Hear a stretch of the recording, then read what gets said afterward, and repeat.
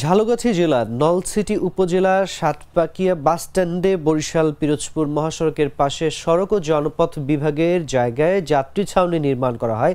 যাত্রীদের সুবিধার্থে 2011 সালে 3.5 লাখ টাকা ব্যয়ে সহজ কর্তৃপক্ষের অনুমতি নিয়ে সংগঠনের নিজস্ব অর্থায়নে যাত্রী ছাউনি নির্মাণ করে ঝালকাঠি রোটারি ক্লাব। কিন্তু গত 5 আগস্ট সরকার পতনের পর যাত্রী ছাউনিটি ভেঙে ইউনিয়ন স্বেচ্ছাসেবক দলের অফিস করার অভিযোগ পাওয়া গেছে মুকুল হাওলাদার নামের এক বিএনপি কর্মীর বিরুদ্ধে।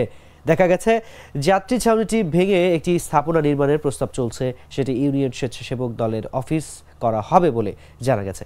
অভিযুক্ত মুকুল হাওলাদার বলেন, আমার দোকানের সামনে যাত্রী ছাউনি করা হয়েছিল, তাই এটিকে ভেঙে দিয়েছি। পরবর্তীতে বিএনপির লোকজনকে অফিস করার জন্য আমি প্রতিশ্রুতি দিলে তারা জায়গাটি দখলমুক্ত করতে সহযোগিতা করে।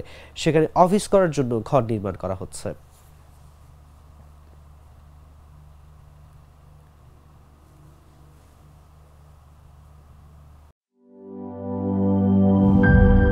Shea butter ও ভিটামিন ই সমৃদ্ধ lily glam beauty soap. Lily, always beautiful.